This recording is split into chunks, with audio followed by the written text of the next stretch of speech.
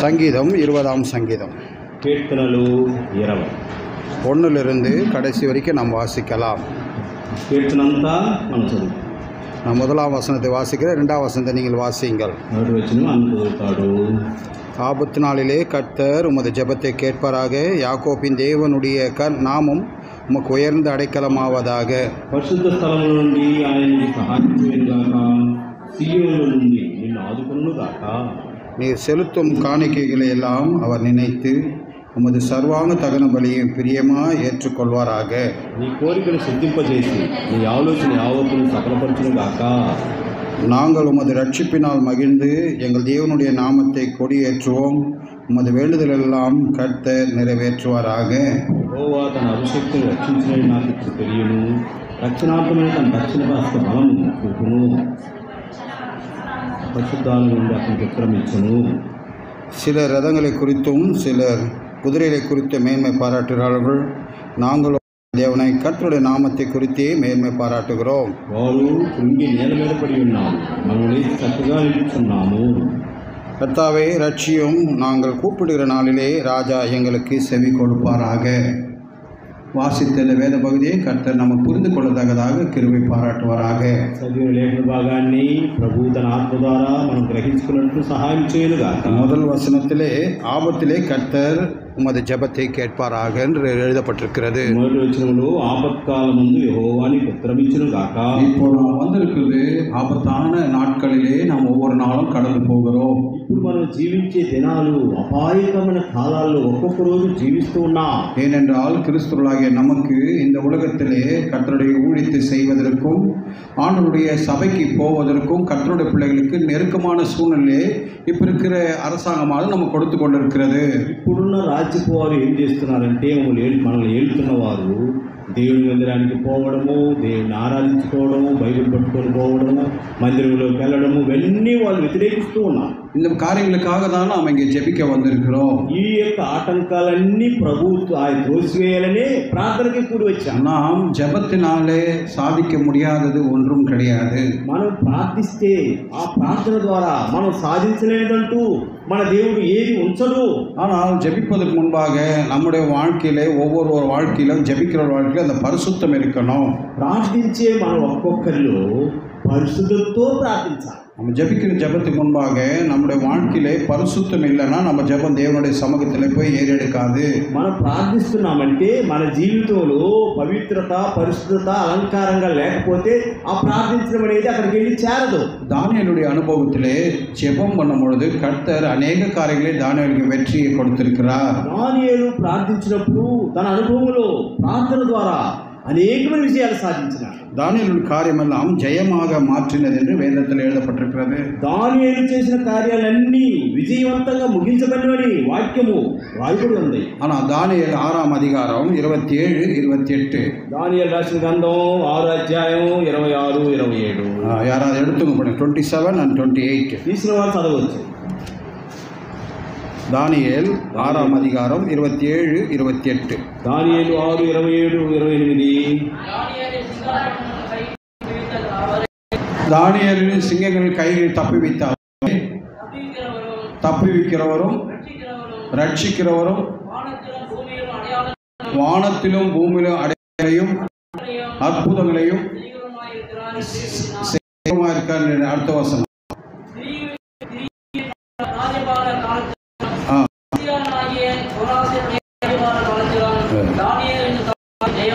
பாருங்க, அங்க பாயிண்ட் தானியேல் காரியம் ஜெயமாக இருந்தது. గుర్తింపు అంశం ఏమిటంటే దానియేలు జయం పొందిన వీరుడుగా ఉన్నాడు. நம்முடைய கூட கர்த்தருடைய சமூகத்திலே ஏறெடுத்துக்கட்டு ஜெயமாய் நம்முடைய ஜெபத்திற்கு தடைகள் எல்லாம் எடுக்கப்பட வேண்டும். మన ప్రార్థన కూడా విజయవంతంగా ఆ యొక్క ప్రార్థన యొక్క ఫలితం ఉండాలంటే మన యొక్క జీవితం కూడా ఆ రీతిగా ఉండాలి.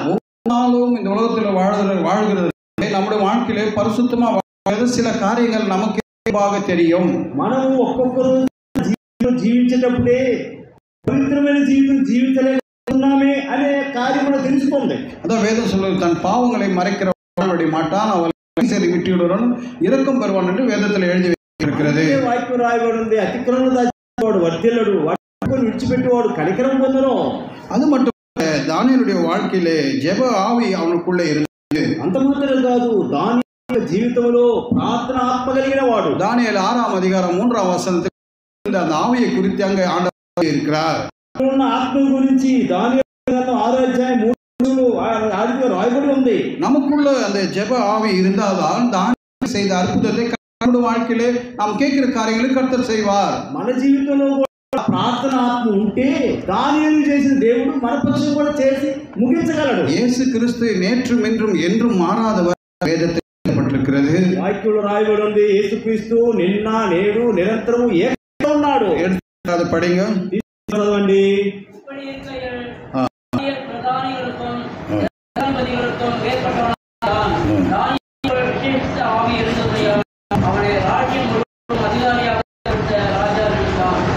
தானியேலுக்குள்ளே விசேஷித்த ஆவி இருந்தது. தானியேலு அதி గలవాడుగా ఉన్నాడు. அந்த ஆவினால்தான் பிசாசை கூட அவன் అటువంటి ఆత్మ ద్వారా సాతానును ఆయన కలిగినాడు. தைரியமா வந்த போராட்டத்தில் நிற்கும்படியான பெற்றுக்கொண்டான். దేవుని ఎదుటి ఆ యొక్క పోరాటంలో ఆయన జయించే శక్తిని దేవుడి ఎదుట పొందినాడు. అంత మాత్రమే కాదు, தானியேலுக்கு வெளிப்பாடு கிடைக்கும் என்று வேதத்தில் எழுதி வைக்கப்பட்டிருக்கிறது. దానియేలుకు ప్రత్యక్షత దొరుకుతుందని రాయబడి ఉంది. 2ஆம் அதிகாரம் 19 தானியேலுக்குள்ளே வெளிப்பாடை கொடுத்திருக்கிறார். 2వ అధ్యాయం 19 వచనంలో ఆయనకు ఒక ప్రత్యక్షతను దేవుడు ఇచ్చాడు.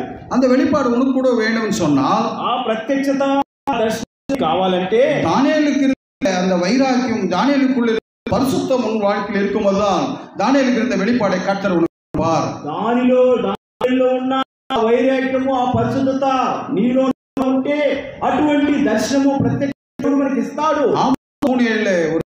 தம்முடைய தீர்க்கதரிசிகளால் தமது ஊழியக்காரர்கள் தமது ரகசியத்தை வெளியிடாமல் ஒரு காரியத்தை செய்ய மாட்டார். ఆమోసు 3వ అధ్యాయం దేవుడు తన సేవకులైన ప్రవక్తలకు ఆయన ఉద్దేశ సంగతులు తెలియపరచగా ఉండడు. அவருக்கு பிரியமா இருக்கணும், பரிசுத்த வாழணும். ஒவ்வொரு விசுவாசி ரட்சிக்கப்பட்ட வாழ்க்கையிலே பாவ காரியம் இருக்குமானால் அவருடைய ரகசியத்தை வெளிப்படுத்தவே மாட்டார். ఒక్కొక్క విశ్వాసిలో పవిత్రమైన జీవితం, అపరిశుద్ధమైన జీవితం లేకుండా జీవిస్తే దేవుడు తన తెలియపరచకుండా ఉండడు. நீங்க யாரானாலும் సరే, பிரியமா இருக்கும் பொழுது, నువ్వు ప్రభువుకు ప్రీతికరంగా ఉంటే, உன்னுடைய வழிகள் கர்த்தருக்கு பிரியமா இருக்குமா, నీ మార్గములు యెహోవా దృష్టికి సంతోషకరంగా ఉంటే, உனக்கு வருகிற ஆபத்தை கர்த்தர் முன்னாலே உனக்கு வெளிப்படுத்திடுவார். నీకు ఒకవేళ ఆపద సంభవిస్తుందంటే దాని ముందుగా నీకు తెలియదు. இருக்கிறது రాయబడి ఉంది, தமது ரகசியத்தை வெளிப்படுத்தாமல் ஒரு காரியத்தை செய்ய மாட்டார் ஊழியக்காரருக்கு என்று எழுதி வைக்கப்பட்டிருக்கிறது. సంభవించే కార్యాన్ని తెలియపరచకుండా ఆయన ఉండడు.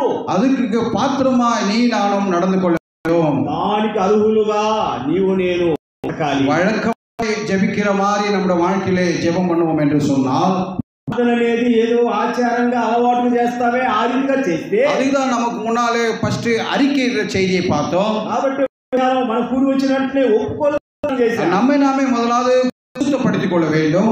ఆ యొక్క ఒప్పుకోలు ప్రార్థనలో మనమే పవిత్రపరచాలా. அந்த பரிசுத்தம் மூலம்தான் ఆ పవిత్రపరచుకొని நம்முடைய ஜெபம் దేవుడి సముఖத்தில் ఏరెడుக்கப்படும். మన ప్రార్థన శరీరానికి పూర్తిగా వెళ్తుంది. அது ஒரு பாட்டை குறித்து கூட நாம் பார்க்கலாம். ఏక మనుషుల గురించి కూడా చూద్దాం. 2:19 படிங்க. 2ஆம் அதிகாரம் 19ஆம் வசனம். దానియేలు 2:19 వచనం.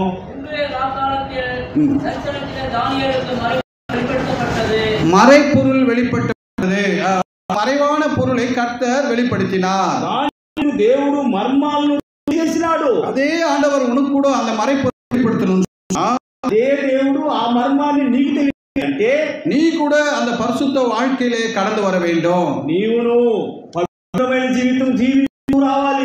யாரும் நினைக்க வேண்டாம். నిన్ను ఎవరు నన్ను చూడడం లేదులే. எபிரேயர் 4ஆம் அதிகாரம் 10 வசனம் அருமையான ஒரு வார்த்தை இருக்கிறது. எபிரேயர் 4:13 మంచి రమ్యమైన రాయబడి ఉంది. அவருடைய பார்வைக்கு மறைவானது ஒன்றுமில்லை, சகலமும் வெளிரங்கமும் நிர்வாணம் இருக்கிறது, அவருக்கே நாம் ஒப்புவிக்க வேண்டும். దృష్టికి కనబడదంటూ ఏమీ లేదు. మనం ఎవరికి రక్షించబడుచున్నదో ఆ దేవుని కన్నులకు సంబంధం మరుగులేక తేటగా நம்மள அவர் பார்க்கல நினைக்கவே முடியாது. ఆయన మనల్ని చూడడం లేదులే అని అనుకున్నా. யோசனை இங்க உட்கார்ந்தோட உன்னோட யோசனை எங்க இருக்குது, உன் சிந்தனை எங்க இருக்குது, மைண்ட் எங்க இருக்குது, எல்லாவற்றையும் ஆண்டவர் அறிந்திருக்கிறார். ఈ 30 గంటల ప్రార్థన గురించి కూర్చున్నావు, నీ తల నీ ఆలోచనలు నువ్వు ఎట్లున్నావు అన్ని ఆయన చూస్తూ ఉన్నాడు. அதே போல நான் பிரசங்கம் வாழ்க்கையில் கூட என்னுடைய மனசுல என்ன இருக்குது எதை நான் சிந்திக்கிறேன் என்பதை பார்த்து கொண்டார். ప్రసంగిస్తున్నా డాన్స్ చేస్తున్నా నేనే ఆలోచిస్తున్నా దేవుడు బాగున్నాడు. நமக்கு கொடுக்கப்பட்ட விசேஷத்தை கிருபையினால் நம்மை ஒரு முறை பரிசுத்தப்படுத்திக் கொண்டு கர்த்தருடைய சமூகத்தில் அந்த பாக்கியம் நமக்கு கொடுக்கப்பட்டிருக்கிறது. కాబట్టి మనకి ఇవ్వబడిన ధన్యత ఏమిటంటే ప్రార్థనలో మొట్టమొదటిగా పవిత్రపరచుకొని ఆయన సన్నిధిలో ముందుకు రావచ్చు. பரிசுத்தமா வாழ்கிறவர்களுக்கு அவருடைய ஆயுசு நாள் ஆண்டவர் கொடுக்கிறார் வேதத்தில் எழுதப்பட்டிருக்கிறது. వాక్యం రాయబడి ఉంది, పవిత్రమైన జీవించే వారి యొక్క కాలము దీర్ఘాయు వారికి కలుగుతుంది. நீடித்த ஆயுசு உண்டு என்று வேதத்தில் எழுதப்பட்டிருக்கிறது. பரிசுத்த வாழ்கிறவர்களுக்கு நீடித்த ஆயுசை ஆண்டவர் கொடுக்கிறார். பரிசுத்தமா జీవించే వారికి దీర్ఘాయు. தானியேல் 6:22 அந்த வார்த்தை இருக்கிறது. దానియేలు 6:22 మాట ఉంది. யாரெல்லாம் பரிசுத்தமா வாழ்கிறார்களோ అంతా ప్రభు కొరకు పరిశుద్ధంగా జీవిస్తున్నారు. இந்த உலகத்தில் வேண்டும் என்று கர்த்தர் உன்னை வைத்திருக்கிறார். నిన్ను ఆ ప్రభు నాకు కావాలని அநேகரை நீ கொண்டு வர வேண்டும் என்று ஒரு ஜீவனை கொடுத்திருக்கிறார்.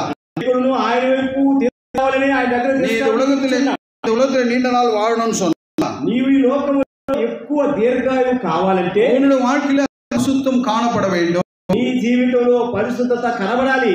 6:22 படிங்க. దానియేలు రాసిన గ్రంథం 6:22.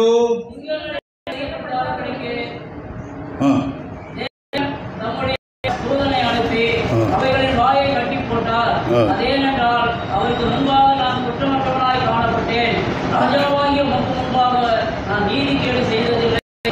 பாருங்க, அவனுடைய ஆண்டவரை ஆண்டவர் கூட்டி கொடுத்து சிங்கங்கள் வாயை கட்டி போட்டு விட்டார். సింహముల యొక్క నోళ్ళు మూయించి దానియేలు యొక్క దీర్ఘ దినాలను గడిచిపో చేసినాడు. బాగా தானியேல் கர்த்தருக்கு தான் கீழ்ப்படிந்தான். దానియేలు దేవునికే లోబడాడు. என்னை கர்த்தருக்கு நான் ஒப்பு கொடுத்துட்டேன், அவர் கரத்தை நான் ஒப்பு கொடுத்தேன்னு சொல்லி ஒப்பு கொடுத்து கர்த்தர் அவனுடைய நாளை கூட்டி கொடுத்தார். దేవుడికి నా అప్పగించుకుంటాను. ఆయన ఎప్పుడైతే అప్పగించుకున్నాడో ఆయన ఆయుష్ దినాలను ఎక్కువగా அது மட்டும் ராஜாவின் கண்களிலே தயவு கிடைத்தது தானியேலுக்கு. దానియేలుకు రాజు యొక్క దృష్టిలో దయ దొరికింది. தானியேல் 6:14 இருக்கிறது. దానియేలు 6:14 ఉంది. ஆண்டவர் கண்களிலே தயவு கிடைக்க வேண்டும் என்று சொன்னால் దేవుడి దృష్టి యందు దయ పొందాలి అంటే கூட ஆண்டவர் அதை கொடுப்பார். దేవుడు నీకు కూడా ఆయన దయను ఇస్తాడు. யோவான் 11:40 அதற்கு விசுவாசத்தால் தேவனுடைய மகிமையை காண்பாய் என்று வேதத்தில் எழுதப்பட்டிருக்கிறது. కాబట్టి యోహాను సువార్త 11:40లో నీవు దేవుని మహిమను చూతువు. உனக்கு விசுவாசம் இருந்தால் அந்த தேவனுடைய மகிமையை காணலாம், நானும் காணலாம். నీకు విశ్వాసం ఉంటే దైవ మహిమను నీవు చూడొచ్చు, నేను చూడొచ్చు. எனக்கு அந்த விசுவாசம் நான் பண்ற பிரசங்கம் வீடும். నాకు ఆ విశ్వాసం లేకపోతే నేను ప్రసంగించేది వ్యర్థమే. நமக்கு அந்த விசுவாசம் நம்ம ஜெபிக்க தேவ சமூகத்தில் ஏறெடுக்காது. మనం ప్రార్థన విశ్వాసం లేకుండా ప్రార్థిస్తే ఆ ప్రార్థన ఈ కప్పు దాటి முதலாவது அந்த விசுவாசம் இருக்கு. మనలో 11:4 அதற்கு அவள் நீ விசுவாசித்தால் தேவ மகிமையை காண்பாய் என்று வேதத்தில் எழுதப்பட்டிருக்கிறது. ప్రభువారు నువ్వు నమ్మిన దేవుని చూతువు అన్నాడు. நீ விசுவாசிப்பா, தேவனுடைய மகிமை உன் வாழ்க்கையிலே காண முடியும். నువ్వు నమ్మితే దేవుని మహిమను నువ్వు చూడగలవు. உங்களுக்கு தடைகள் வந்தது, இன்றைக்கு வர முடியாதபடி கர்த்தர் கொண்டு வந்திருக்கிறார். నీవు 30 గంటలకు రాకుండా ఆటంకాలు అనేకం నీ ముందు వచ్చినాయి. தடைகள் வந்தாலும் நீக்கப்படுகிற தேவனா இருக்கிறார். ఆటంకాలను అభ్యంతరాలన్నింటి உனக்கு அந்த வாஞ்சை உண்மையா இருக்குமானால், నీ జీవితం నమ్మకంగా ఉంటే மீகா 2:13 ஒரு வார்த்தை இருக்கிறது. మీకా 2:13 ఒక మాట ఉంది. தடைகளை நீக்கி போடுகிறவர்கள் முன்பாக கடந்து வர ராஜா அவர் முன்னணியிலே நடந்து போகிறார் என்று சொல்லப்படுகிறது. ఆటంకాలు దేవుడు రాజు వారి ముందు నడుస్తున్నాడు. முன்பாக உன்னுடைய ராஜாவாகிய இயேசு கிறிஸ்து நடந்து வருகிறார். నీకు ముందు నీ నడుస్తూ உன்னுடைய வாழ்க்கையில எத்தனை தடை அவரால் அந்த தடை நீக்கி போட முடியும். నీ ఎన్ని ఆటంకాలు అభ్యంతరాలు వచ్చిన పటాపంచం. ஆனால் உனக்குள்ளே உன்னுடைய விசுவாசம் நம்பிக்கை இருக்க வேண்டும். అయితే నీలో దేవుడు విశ్వాసము உனக்குள்ளே கர்த்தருடைய வீட்டுக்கு போகணும், கலந்து கொள்ளணும், அந்த வாஞ்சை இருக்கணும். నేను దేవుడి దగ్గరికి పోవాలనే ఆశ, కోరిక, తృష్ణ నీలో ఉండాలి. ஊழியக்காரர்களுக்கு தெரியும், అనేక అన్నకు తెలుసు. ஆனால் அவருடைய வாழ்க்கையிலே அநேக உண்மையா இருக்கிறது. ஒரு சிலர் இருக்கிறார்கள், ஒரு சிலர் இருக்க மாட்டார்கள். అనేక మంది నాకు తెలిసిన వారు ఉన్నారు. వారిలో కొంతమంది నమ్మకస్తులు ఉన్నారు, కొంత నమ్మకంగా లేరు. யார் உண்மையா இருக்கிறாங்க அவங்களை ஆசீர்வதிக்கிறார். నమ్మకంగా ప్రభు కొరకు జీవించే వారిని దేవుడు ఆశీర్వదిస్తారు. இந்த பக்கம் நீ அப்படி கொடுக்கிற கொடுக்கிறவரா இருக்கிறார். ఈ ప్రక్క నీ దగ్గర నుంచి పోయిందనుకో, ఇంకో ప్రక్క దేవుడు ஏன் உனக்கு ஆசீர்வாதம் இல்லை ஊழியக்காரனுக்குள்ளே? ఎందుకు ఈ రోజు సేవకుల్లో ఆశీర్వాదం లేదు? உண்மையான ஜீவியம் இல்லை, నమ్మకమైన జీవితం, மாயமான ஜீவியம் இருக்கிறது அநேக ஊழியக்காரர்கள் மத்தியிலே. అనేక మంది సేవకుల పేరు వేషధార జీవితం జీవిస్తారు. ஏன் அந்த உனக்கு அவிசுவாசம்? முதலாவது உனக்குள்ள வரணும். మొట్టమొదటిగా నీలో దృఢమైన, ஏனென்றால் ஒரு சபைக்கு முதலாவது தலைவர் இயேசு கிறிஸ்து, మొట్టమొదటిగా సంఘానికి శిరస్సు యేసువారు. அதன் பின்பு உன்னை அந்த சபைக்கு ஊழிய பொறுப்பாளரை வைத்திருக்கிறார். ఆ తర్వాత ఆ సంఘానికి దేవుడు నిన్ను ఎంచి నమ్మకమైన వాడుగా బాధ్యత అప్పగించాడు. உனக்குள்ளவே அந்த விசுவாசம், அந்த உண்மை, அந்த யதார்த்தம் இல்லைன்னு சொன்னா உன்னுடைய ஆட்சி கூட அப்படிதான் இருக்கும். నీలో నమ్మకత్వం విశ్వాసం గట్టిగా లేదంటే నువ్వు ఆ యొక్క మేపే గొర్రెలు కూడా ఉంటాయి. நமக்கு முன்மாதிரி கிறிஸ்து, మనకు ముందున్న మాదిరి యేసు ప్రభువారు, சபைக்கு மாதிரி கர்த்தருடைய ஊழியர், సంఘానికి ముంగుర్తు దేవుని సేవకుడు. முன்னாலே நிக்கணும், ముందుగా నువ్వు ఉండాలా, முன்னால இருக்கணும், பின்னால போகணும் கர்த்தருடைய வீட்டுக்கு. ముందుగా ఉండాలా, ఆ యొక్క వెనకాల పోవాలి. எனக்கு ஒரு சில ஊழியர்கள் வருவார்கள், దైవజనులు కూడిస్తారు, மத்தியானமே போயிடுவாங்க, మధ్యాహ్నమే వెళ్ళిపోతారు. நான் இப்போ ஏன்னா நாளைக்கு ஒரு கல்யாணம் நடத்தணும், மற்ற ரெஜிஸ்டர் காரியம் இது ஒரு பிரசங்க போயிட்டு நாளைக்கு மவுண்ட்ல ஒரு மேரேஜ் இருக்குது, அந்த பேப்பர் எல்லாம் லேட்டா கொடுத்தனால கொடுத்துருக்கு, அதெல்லாம் போய் வாங்காத நான் போக போறேன் మాట్లాడుతున్నాడు. వివాహ రిజిస్టర్ పని ఎక్కువ ఉంది, రేపు మౌంట్ లో చేయాలి పెళ్లి, కాబట్టి అన్న మాట్లాడిన తర్వాత వెళ్ళిపోతారు. ஆனா அண்ணன் பிரசங்கம் பண்ணார், அவரே போயிட்டாரு நினைக்க. அது மாதிரி ஒரு உண்மையான இருந்தா உனக்கு ஆண்டவர் அதை மன்னிப்பார். వాస్తవమైన కారణం ఉంటే ప్రభు నిన్ను క్షమిస్తారు. அது எப்படி 4ஆம் அதிகாரம் முதல்ல வாஸ்து பார்வைக்கு வெளிரகமா நிர்வாணமா இருக்குது, கணக்கு ஒப்பிக்கணும். కాబట్టి మనం ఎవరికి లెక్క చెప్పదో ఆయన దృష్టికి కనబడదంటూ ఒక్కటి కూడా లేదు. நாம் யாருக்கும் பயப்படணும் அவசியம். ஒரு மனுஷனுக்கு பயந்தான், ஆனா அவனோட வாழ்க்கையிலே கீழ்ப்படி மற்றவங்களுக்கு பயப்படுற பயம் தானா. ఒక వ్యక్తి కానీ దేవుడికి భయపడితే మిగతా వారికి భయపడము విధేయన్ని తానే ఆ యొక్క ఇస్తాడు. முதலாவது நீ கர்த்தருக்கு உன்னை ஒப்பு பரிசுத்தம் இருந்தால் உன்னை பார்க்கிறவங்க கூட பரிசுத்த வாழ்க்கை வாழ்வார்கள். మొట్టమొదటిగా నిన్ను ప్రభువుకు అప్పగించి పవిత్రమైన జీవితం జీవిస్తే నిన్ను చూసేవారు కూడా పవిత్రంగా జీవిస్తారు. அந்த வசனத்தை படிங்க, தானியேல் 6:14. దానియేలు 6:14.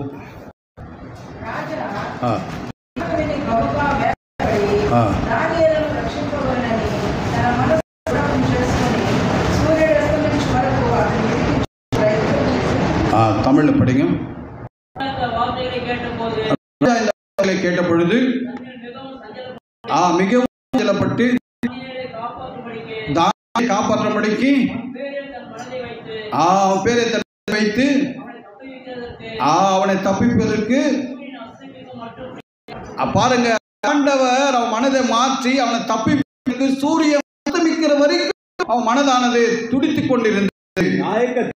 అక్కడ జోక్యం కలిగి సూర్యుడు ప్రయత్నం చేసినాడు. உன்னுடைய வாழ்க்கையிலே நீ அப்படி இருப்பாய் என்று சொன்னால் జీవితంలో కార్యంలో నిలకడగా தொந்தரவு கொடுக்கிறது கூட ஆண்டவர் ரட்சிக்கப்படும்படியாக செய்யும். నిన్ను ఎవరైతే తొందర పెడుతున్నారో ఆశపడతారు. దానియేలు 6ஆம் அதிகாரம் 16ஆம் வசனம் பாருங்க. దానియేలు 6:16లో ఉంది. படிங்க தானியேல் 6:16. దానియేలు 6:16. அப்பொழுது ராஜா கட்டளையிட அவர்கள் தானியேலை கொண்டு வந்து அவனை சிறையின் கெபியிலே ராஜா நோக்கி, நீ இடைவிடாமல் ஆராதிக்கிற உன் தேவன் என்னை தப்புவிக்கிறார் என்றார். பாருங்க, அங்க நீ இடைவிடாமல் ஆராதிக்கிற தேவன் உன்னை தப்பிப்பார் என்று அங்க அவன் மாறும்படியான சூழ்நிலையை ஆண்டவர் తప్పక సేవించు నీ దేవుడే నిన్ను రక్షించునని దానియేలుతో చెప్పి ఆయన మారినట్టు அவன் எதையும் வெளிப்பிரகாரமாக இல்லை. ఏది దానియేలు బాహ్యంగా లేదు. அவன் ஆண்டவரிடத்திலே எல்லாவற்றையும் ஒப்பு கொடுத்து விட்டான். ఆ దేవునికి సమస్తాన్ని అప్పగించాడు. தானியேலுக்கு ராஜாவின் கண்களில் தயவு கொடுத்து கர்த்தர் அவனோடு பேசினார். దేవుడు దానియేలుకు పక్షంగా దయ చూపించడానికి ఆ రాజుతో మాట్లాడాడు. అనేక வாழ்க்கையிலே பிரசங்கம் பண்ணுவார்கள். అనేక మంది ప్రసంగాలేమో బలంగా చేస్తారు. 3 என் பிள்ளைகளே நாவினால் அல்ல அல்ல கிரியினாலும் உண்மைனாலும் அன்பு கூறணும். கிரியை இருக்கணும், உண்மை இருக்கணும். பிரசங்கம் பண்ணாலும் சரி, எதை செய்தாலும் கர்த்தருடைய பிள்ளை ரட்சிக்கப்படுவாங்களே. அது 3ஆம் அதிகாரம் 18ஆம் John chapter 3 verse 18. మొదటి యోహాను 3:18 படிங்க. మొదటి యోహాను 3:18. என் பிள்ளைகளே, வசனத்தினாலும் நாவினாலும் அல்ல, கிரியையினாலும் உண்மையினாலும் அன்புக்கூற கடவோம். கிரியில் இருக்கணும், இருக்கணும். நீ பிரசங்கம் பண்ணாலும் சரி, நீ ஊழியம் செய்தாலும் சரி, உன் வாழ்க்கையில அந்த கிரியை இருக்கணும், உண்மை இருக்கணும். మాటతోను నాలుగుతోను కాక క్రియా సత్యము నమ్మకత్వంతో నీ క్రియలు ఉంటాయి. சில பேர் பேசிட்டாங்கன்னா பிரதர் அவர்கிட்ட சொல்லிட்டு அவர் கன்ஃபார்மா செய்திருவார், நீங்க போங்க பிரதர். அந்த நம்பிக்கை மனுஷனுக்கு உன்னு மேல அந்த மாதிரி தேவனுக்கு அந்த நம்பிக்கை நீ பெற்றுக்கொள்ள முடியாது. தேவனிடத்தில் இருந்தால் நீ மனுஷனுக்கு அந்த நம்பிக்கை பெற்றுக்கொள்ளலாம். నమ్మకం ఉంటే సహోదరుల దగ్గర ఉండే సహోదరులు ఈ బ్రదర్ దగ్గర చెప్తే చేస్తాడయా అని అడిగి చెబుతాం. ఎందుకు దేవుడు అటులో ఉన్నారు. உண்மையாக அந்த தேசமே மனதில் ஒரு சூழ்நிலை உண்டார். உன்னுடைய నీ యొక్క క్రమ ప్రవర్తన చూచి, నీ యొక్క బైబిల్ చూచి దేవుడు ఆ యొక్క పనులు చేస్తాడు. 6వ அதிகாரம் 26 எழுதி வைக்கப்பட்டிருக்கிறது பாருங்க. దానియేలు 6వ అధ్యాయం 25-26 వచనాలు రాయబడి ఉంది.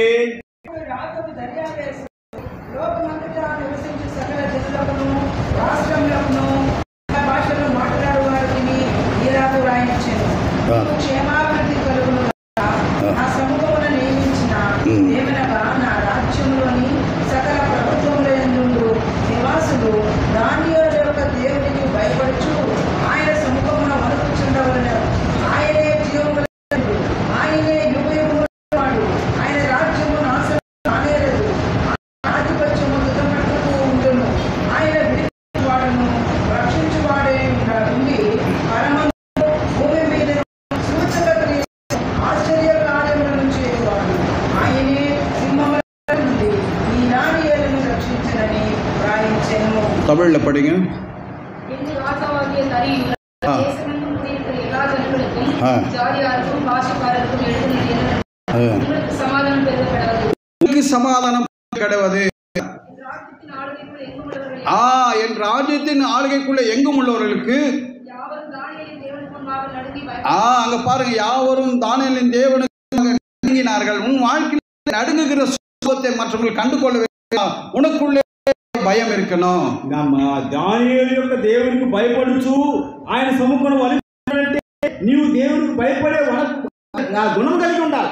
தேசம் மனம் திரும்பினது என்று வேதம் எழுதி வைக்கப்பட்டிருக்கிறது. தேசமே மாறு மனசு பொருந்தினట్లుగా రాయబడింది. தானியேல் நிமித்தமாக அந்த தேசம் ஆண்டவரை ஏற்றுக்கொண்டார்கள். దానియేలు ఆ దేశం అంతటా దానియేలు సేవించే దేవుడని హెచ్చరించారు. எனக்கு அருமையானவர்களே, ప్రియులారా, உனக்குள்ளே தேவ பாதுகாப்பு கூட உண்டு. దేవుడి వల్ల నీకు భద్రత ఉంది. ஏன் என்று சொன்னால், ఎందుకంటే என்னை தொடுகிறவன் நன்மனை தொடுகிற வேதத்தில் எழுதி வைக்கப்பட்டிருக்கிறது. నన్ను ముట్టిన కనుగుడ్డు ஆண்டோட சித்தமில்லாமல் தலையில் இருக்க முடி கொடுக்க விடாது என்று வேதத்தில் எழுதி வைக்கப்பட்டிருக்கிறது. ఆయన చిత్తం లేకుండా ఒక తల వెంట్రుక కూడా నేలదు. ஆனால் அதை பார்த்து நம்முடைய வாழ்க்கை இருக்கணும். అయితే దానికి అర్హులుగా మన యొక్క జీవితము బ్రతుకు ఉండాలి. வசனத்தில் இருக்குது వాక్యం ఉంది, படிங்க. 6:16 தேவ பாதுகாப்பு எப்பொழுதும் உன் வாழ்க்கையில வேண்டும் சொன்னால் கர்த்தருக்கு நீ உண்மை உள்ளவனாக, பிரியமுள்ளவனாக, பரிசுத்தமுள்ளவனாக இருக்க வேண்டும். దేవుడి యొక్క భద్రత నీకు ఎన్నటికి కావాలంటే నమ్మకమైన వాడిగా, పరిశుద్ధునిగా, విధేయునిగా ప్రభు సన్నిధానంలో அப்படி இருந்தாதான் உன் ஜெபம் கேட்கப்படும். అప్పుడే నీ ప్రార్థన ఆయన వింటాడు. பிரசங்கம் நானும் கூட பரிசுத்தமா இருக்கணும். ప్రసంగించే నేను పరిశుద్ధులుగా జీవించాలి. பிரசங்கம் பண்ணுறோம் பரிசுத்தம் இல்லாமல் ஆண்டவர் இல்லாத பிரசங்கம் எந்த விதத்திலும் கிரியை செய்யாது. నేను పరిశుద్ధత లేకుండా ఎంత అరిసినా చేసినా దానివల్ల ఏ క్రియ జరగదు. அதுதான் பிரசங்கம் பண்ற ஒவ்வொரு வாழ்க்கையிலும் பரிசுத்தம் இருக்கணும். ప్రసంగించే ఒక్కొక్కరి యొక్క జీవితానికి మాట్లాడడానికి ఆ యొక్క ఒకటిగా ఉండాలి. மத்தேயு 5:8 சுத்தமுள்ள ஒரு பாக்கியவான்கள் அவர்கள் தான் தேவனை தரிசிக்க. பரிசுத்தம் இருந்தால்தான் கர்த்தரை கூட தரிசிக்க முடியும். హృదయ శుద్ధి గల వారు ధన్యులు, వారు దేవుడు పరిశుద్ధతను చూడగలరు. பரிசுத்தம் இல்லைன்னா உன் ஜெபமும் கேட்கப்படாது, கர்த்தர்கிட்ட முடியாது. పరిశుద్ధ లేకుంటే నీ ప్రార్థన వినపడదు, నీవు దేవుడి దగ్గరికి వెళ్ళజాలవు. தானியேல் 6:16 படிங்க. దానియేలు 6:16 రాజు ఆజ్ఞయ్యగా దానియేలును పట్టుకొని పోయి సింహముల బోలో పడతో రాజు అనుదినము చెప్పక సేవించు ఈ దేవుడే నిన్ను రక్షించునని அங்கே தானியேல் நீ அனுதினம் ஆராதிக்கிற தேவன் உன்னை ரட்சித்தார் చెప్పబడిருக்கிறது. నీవు అనుదినము తప్పక సేవించుని దేవుడిని రక్షించుని దానియేలుతో చెప్పాను. உன்னுடைய வாழ்க்கையிலோட அனுதினம் ஆண்டவருடைய தேவனுடைய வார்த்தையும் தேவனிடத்திலே நீ நெருங்கி இருக்கிற அந்த சுபாவத்தை கற்றுக்கொள்ள வேண்டும். కాబట్టి నీ జీవితం కూడా భద్రపరచబడాలి. ఆయన క్షేమం ఉండాలంటే అనుదినము ఆ దేవుడి దగ్గర ఆ యొక్క భయము భద్రపరచుకోవాలి. தேவனுடைய வார்த்தை சொல்லுது. சங்கீதக்காரன் சொல்லுகிறார். சங்கீதக்காரன் கீர்த்தனக்காரரு 32 நான் உனக்கு போதித்து நீ நடக்க வேண்டிய வழி உனக்கு கண்ணை வைத்து உனக்கு சொல்றேன். ஆண்டவர் ஒவ்வொரு நாளும் உனக்கு போதிக்கணும். கர்த்தருடைய சமூகத்தில் நீ காத்து கொண்டிருக்க வேண்டும். సన్నిధానంలో నువ్వు ఒక్కొక్క రోజు కనిపెట్టుకొని ఆరిస్తే కీర్తన 32:8 చేసేదను నువ్వు నలువరుస మార్గం నీ నీకు ఆలోచన చెప్తున్నాడు. ఆయన உனக்கு ஆலோசனை నీకు ఆలోచన చెప్తాడు. உனக்கு போதிக்கிறார். ఆయన బోధిస్తాడు. வழி நடத்துகிறார். ఆయన నీ మార్గం నడిపిస్తాడు. ஒவ்வொரு நாளும் அவருடைய முகத்தை ரசிக்கணும். அவருடைய முழங்கால் படிட்டு அவருடைய ஒத்தாசை காத்து கொண்டிருக்க வேண்டும். ఒక్కొక్క రోజు లేస్తున్న ఉదయాన్నే కనిపెట్టి ఆయన ముఖదర్శనం చేసుకోవాలి. தானியேல் 6:22 வார்த்தை இருக்கிறது. దానియేలు 6:22 ఒక మాట ఉంది. எடுத்துங்க படிங்க. తీసుకురండి. చిరకాలము జీవించును గాక. నేను దేవుని దృష్టికి నిర్దోషిగా కనబడుతుంది కనుక ఆయన తన దూతను పంపించి సింహములు నాకు హాని చేయకుండా వాటి నోటి ఇచ్చును. రాజా ఈ దృష్టికి నేను నేరం చేసిన వాటిని కాదు కదా అనేను. தமிழ்ல படிங்க. 6:22 சேதப்படுத்தாதபடி தேவன் தம்முடைய தூதனை தேவன் அவருடைய தூதனை அனுப்பி அவர் வாயை கட்டிப்பட சேதப்படுத்தாதபடி வாயை கட்டிட்டாருங்க கர்த்தர். దేవుడు తన దూతను పంపించి సింహములను మూయించి భద్రపరుస్తున్నాడు. ஏன் தானியேலுக்கு செய்ததை உன் வாழ்க்கையில என் வாழ்க்கையில செய்ய மாட்டார்? దాని జీవితంలో అంత అక్కడికి చేసి నీ జీవితం నా జీవితం ఎందుకు చేయడు ఆయన? தானியேலுக்குள்ளே தேவன் மேல இருந்த அந்த விசுவாசம் இருந்தது. దానియేలు దేవుడు దృఢమైన విశ్వాసం గలవాడు. ஏசாயா 26:3 உம்மை உறுதியாக கொண்ட மனதுடையவன் உம்மை நம்பினபடியால் நீர் அவனை பூரண சமாதானத்தோடு காத்து வேதத்தில் எழுதி வைக்கப்பட்டிருக்கிறது. ஏசாயா 6:3 మనసు నాలుగును పూర్ణ శాంతి గలవానిగా కాదు. ஆண்டவரை உறுதி பற்றிக் கொள்ள வேண்டும். మన ప్రభువును మనం గట్టిగా పట్టుకోవాలి. எழுதி வைக்கிறதுதான் சொல்கிறேன். వాక్యం ఏం రాయబడిందో అదే నేను చెప్తున్నా. நீ ஆண்டவரை பற்றிக்கொள், அவர் பிடித்துக் கொள்வார். నీవు ఆయన్ని గట్టిగా పట్టుకోకుండా 1 சாமுவேல் 2 என்னை கனம் பண்ணுகிறேன் என்னை கனவீனப்படுவார். 1 சாமுவேல் 2:30 வாசியுங்கள். మత్తయి 2:30 నన్ను గణపరచు అని గణపరచు నన్ను తృణీకరించేవారు తృణీకారం పొందుదురు. யார் கர்த்தரை கனப்படுத்துறோ உங்கள வாழ்க்கையில கர்த்தர் கனப்படுத்துவார். தெரிஞ்சுங்க. ఎవరు గణపరుస్తున్నారో వారిని ప్రభువారు నిజంగా గణపరుస్తారు. இருக்கிறாங்க சபையில కొంతమంది సంఘంలో ఉన్నారు. வேலைக்கு போகும்போது கரெக்டா போயிடுவாங்க. ఉద్యోగానికి వెళ్ళేటప్పుడేమో సమయానికి పోతారు. கர்த்தருடைய வீட்டுக்கு வரும்போது லேட்டாவே வருவாங்க. దేవుడు ஆலசியமா வஸ்தார். நான் நிறைய பேரை பார்த்துருக்கிறேன். చాలా మంది చూశాడు అన్న. ஆனா அவங்களுக்கு வேலையில மற்றவங்களுக்கு லீவ் இருந்தா கூட அவங்களுக்கு லீவ் இல்லைன்னு என்கிட்ட சொல்லிக்கிறாங்க. వారికి ఉద్యోగాల సమయాల్లో ఈ యొక్క గవర్నమెంట్ లీవ్ వస్తగా సెలవు లేదన్నారు. ஆனா கர்த்தருடைய சீக்கிரம் ஒரு 2 பேரும் வேற ஒரு ஸ்கூல்ல வராங்க. ஒருத்தருக்கு லீவ் இருக்குது, ஒருத்தருக்கு லீவ் இல்லை. ఇద్దరు ఆ యొక్క స్కూల్లో పనిచేస్తున్నారు. ఒక కరెక్ట్ వస్తారు, లేట్గా వస్తారు. వారి ఆ ఇద్దరు స్కూల్లో పనిచేస్తున్నారు. நான் சொன்னேன் பாருங்க வாழ்க்கையில அவங்க கர்த்தருடைய நேரத்தோட வராங்க. கர்த்தர் அவளுக்கு ஓய்வை கொடுத்தா ఆ రీతిగా కరెక్ట్ గా ఆ దేవుడి మీదకి వచ్చింది. ఆమె దేవుడు ఆ విశ్రాంతిని ఇచ్చినాడు. நீ கர்த்தருடைய வீட்டுல இருக்கிற ஜெபத்துல கர்த்தருடைய நடக்கிற காரியங்களை நேரத்தோட கலந்து கொள். கர்த்தர் உனக்கு ஓய்வை கொடுப்பார். உனக்கு கண்களில் தயவு கொடுக்கும்படி దేవుడి మందిరం కానీ సమయానికి కానీ వస్తే నీ అధికార దృష్టిలో నువ్వు దైవపడినట్టుగా దేవుడు చేస్తాడు. அதை செய்து பார். கர்த்தரை நீ கனம் பண்ணிப்பார். ప్రభువును గణపరచు. வேதத்தில் எழுதி வைக்கப்பட்டிருக்கிறது.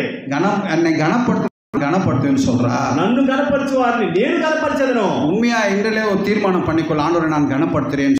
కాబట్టి ఈ రోజు ఒక తీర్మానం చేద్దాం. ప్రభువా నేను నిన్ను గణపరచను ఏమాత్రం వేయనయ్యా. சில நேரங்களில் நம்ம ஜெப பதில் வரலாம், சோர்ந்து போகாது. సమయాల్లో మన ప్రార్థనకు జవాబులంటే మనం పోకూడదు. அப்போ தானியேலு அவர் மத்தியிலே தடைகள் மத்தியிலோ படி ஜெபித்தார் என்று வேதத்தில் எழுதி வைக்கப்பட்டிருக்கிறது. అభ్యంతరాలు ఆటంకాలు దానియేలు కలిగినా సొమ్మసిల్లి పోలా, నేర్సిల్లి పోలా, ఆరిగా గట్టిగా దృఢంగా ప్రభువును పట్టుకున్నాడు. வேதத்துல எழுதி வைக்கப்பட்ட தானியேல் 6ஆம் அதிகாரம் 7ஆம் வசனம். దానియేలు 6 అధ్యాయం 7వ వచనం. எத்தனை தடை வந்தாலும் அவன் ஜெபத்தை விட்டு விடவில்லை. తన జీవితంలో ఎన్ని ఆటంకాలు వచ్చినా ప్రార్థనకి సమయాన్ని కేటాయించి వదిలిపెట్టలే. படிங்க. 6:7. అధిపతులు, అధిపతులు, మంత్రులు, సంస్థానాధిపతులు అందరూ కూడి రాజుకు ఖండితమైన చట్టము స్థిరపరిచి దానిని శాసనము పఠింపచేయనట్టు వచన చేసి ఎట్లాగా 10 దినముల వరకు నీ వద్ద తప్ప మరి ఏ దేవుని అయినను మానవుని అయినను ఎవడను ఏ మనవిను చేయకూడదు. చేసినట్లుగా దూరం పడకూడదు. படிங்க. ఈ ప్రకారముగా రాజు శాసనము ఒకటి పుట్టించి ఆదిల యొక్కయు పారసీకులను అనుసరించి స్థిరముగా ఉన్నట్టు దాని మీద సంతకము చేయమని మనవి చేసింది. தமிழ்ல படிங்க.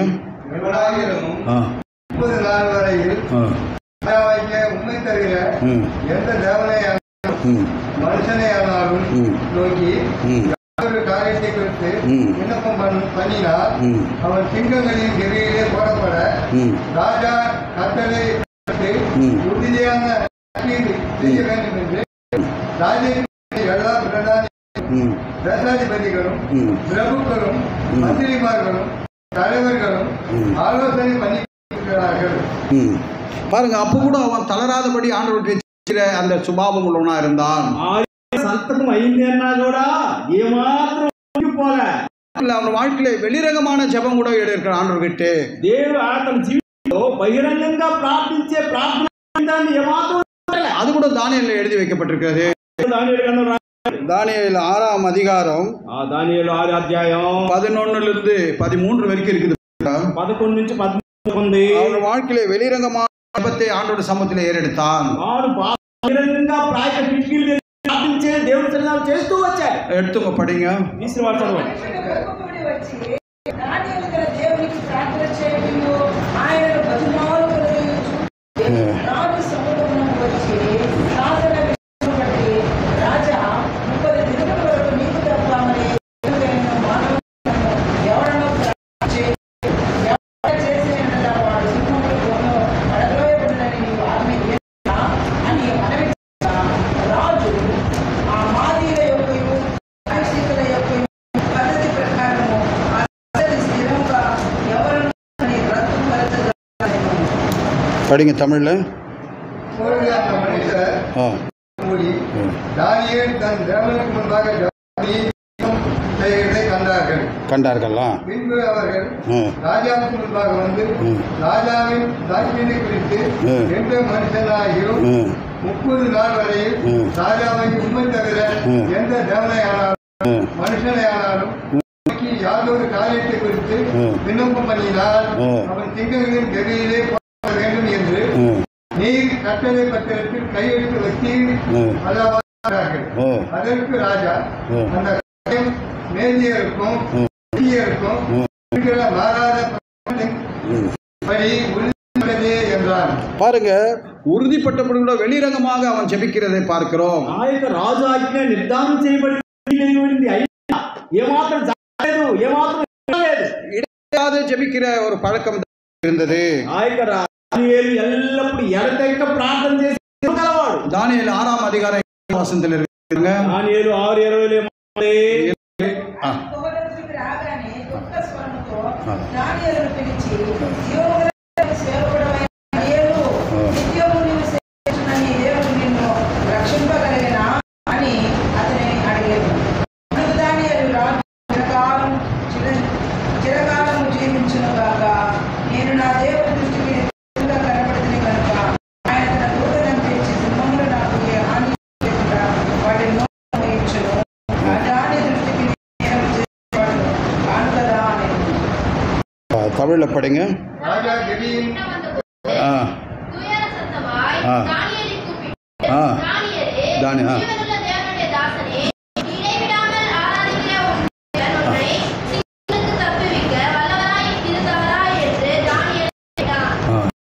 அங்க கூட அவன் விசுவாசத்தை விட்டு விலகி போல అడిగినప్పుడు కూడా ఏ విశ్వాసం 23వ వచనத்தில் విశ్వాసத்தோடு ஜெபித்திருக்கிறது. విశ్వాసముతో దేవుని ప్రార్థించడం 6:23 பாருங்க. 6:22 அதுக்கு பதில் இருக்குது பாருங்க. దాని సమాధానం அப்பொழுது ராஜா தன்னை மிகவும் சந்தோஷப்பட்டு தானியேலை கெபிலில் தூக்கி விட சொன்னார்.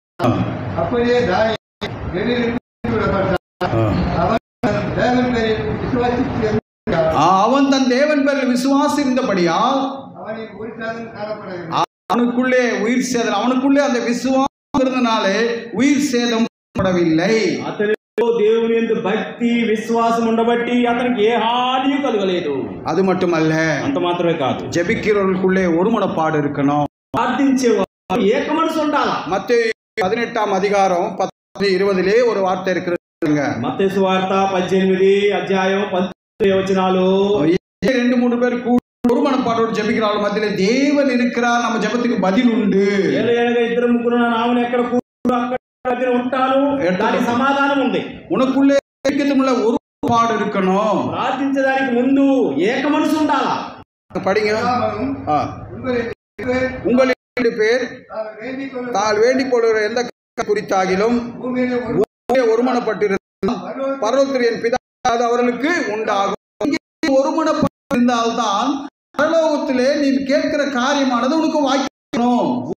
నువ్వు ఏకీభవిస్తేనే పరలోకమందు ఆ దేవుడు ఆ ప్రార్థన విని దాన్ని నీకు ఇస్తాడు. அது இல்ல, అంత మాత్రమే కాదు, எங்க நாமத்தினால் 2 பேரும் கூட அவங்க மத்தியிலே ஆண்டவர் இருக்கு, அவருடைய நாமத்தினாலே கூடணும். ఆయన నామములో కూడి రావు. அது மட்டுமல்ல, అంత మాత్రమే కాదు, அப்போஸ்தலர் புஸ்தகம் అపోస్తల కార్యములు 4వ அதிகாரம் 4వ అధ్యాయం 24వ வசனம் 24వ వచనం ஒரு மனப்பாட்டை குறித்து சொல்றாங்க.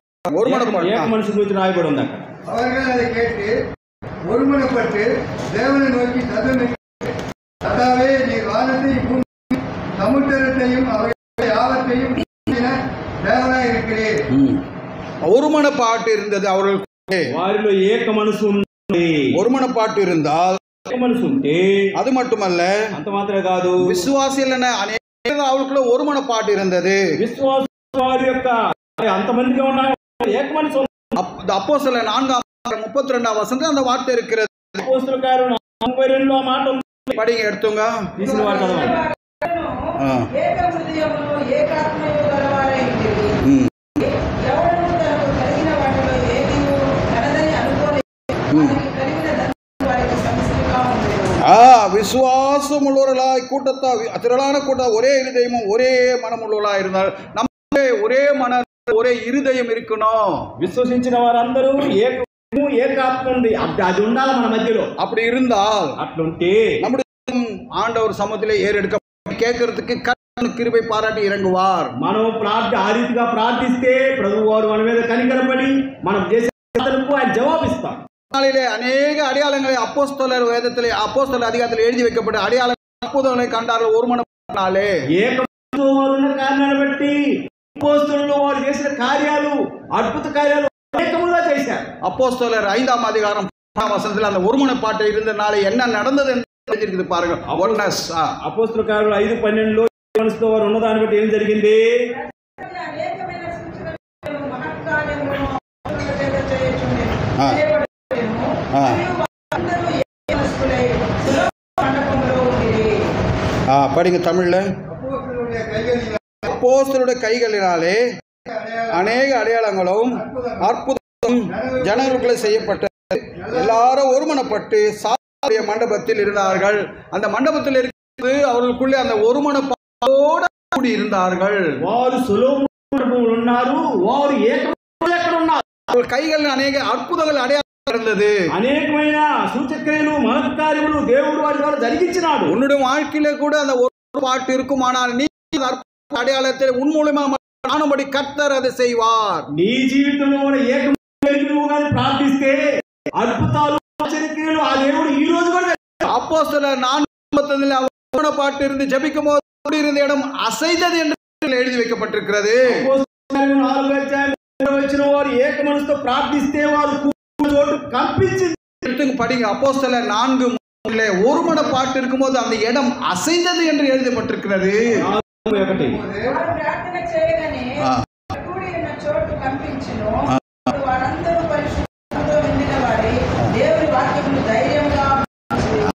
படிங்க. அவர்கள் கவனித்த போது அவர்கள் கூடியிருந்த இடம் அசைந்தது. நிரப்பப்பட்டு அசைந்தது. அவர்களுக்குள்ளே அந்த பரிசுத்த ஆவியானவர் நிரப்பப்பட்டதை உணர்ந்தார்கள். వారు కూడి ఉన్న చోటు కనిపించింది. కూడి ఉన్న చోటు ఆ రీతిగా చూచి వారు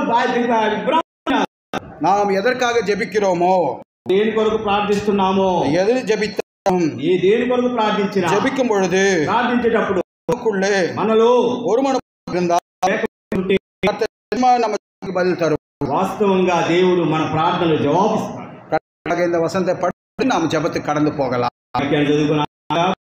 மத்தேயு 21, 22, 23. మత్తయి సువార్త 21, 22, 22, 22.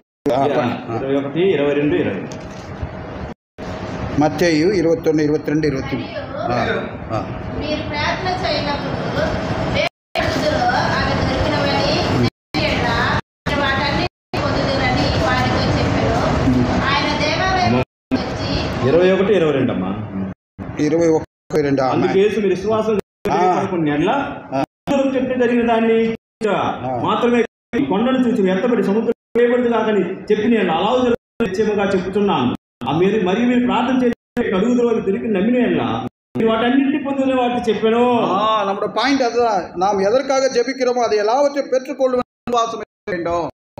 ప్రార్థిస్తున్నామో వాటన్నింటి పొందాలనే நாம் விசுவாசத்தோடு ஜெபிக்க வந்திருக்கிறோம். మన విశ్వాసంతో ప్రార్థించడానికి వచ్చాం. ஜெபிக்க அரசாங்கத்தை மாற்றுவார். ప్రార్థించే ప్రార్థన దేవుడికి రాజులు పడదోసి రాజ్యాలు పడగొడతారు. தேவரீர் சகலத்தையும் வல்லவர், நீ செய்ய நினைத்தது தடைப்படாத 42:2 எழுதி வைக்கப்பட்டிருக்கிறது. యోబు 42:2 యెహోవా నువ్వు చేయదలసిన కార్యాన్ని చేయడానికి సామర్థ్యుడివి, శక్తివంతుడని యోబు చెప్పినాడు. யோபு 42:2 அந்த வார்த்தை, நீ சகலத்தையும் செய்ய வல்லவர், நீ செய்யறது தடை. ஆண்டவர் என்ன செய்யணும்னு நினைக்கிறாரோ தடை படையாது எந்த மனுஷனோ. దేవుడు ఏదైనా ఉద్దేశించినాడో దాన్ని ఆటంకపరచడానికి మనుషుల వల్ల வேதத்தில் எழுதி வைத்ததை முன்னாலே சொன்ன தடைகளை நீக்கிறவர் நமக்கு முன்பாக கடந்து வருவார், ராஜா அவர் முன்னணி கடந்து போவார் என்று சொல்லப்பட்டிருக்கிறது. ముందు వెళ్తున్న ఆయన ఆటంక అభ్యంతరాలను పటాపంచలు చేసి పడగొట్టేవాడు. உன் வாழ்க்கையிலே தட விதத்திலே உன் ஜெபத்திற்கு வருகிறதா, எங்கே தடர்கள் சந்தித்து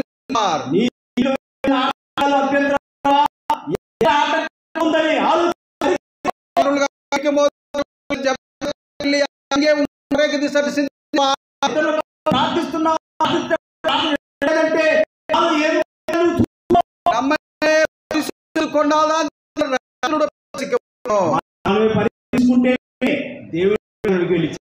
நம்முடைய ஜபத்துக்கு தடை வர நம்ம நாமே ஒரு முறை ஆராய்ந்து பார்க்கலாம். మన ప్రార్థన ఆటంకం తగ్గుతుందంటే వెంటనే ప్రభువా నా హృదయం ఎట్లుంది పరిశీలించుకోవాలా.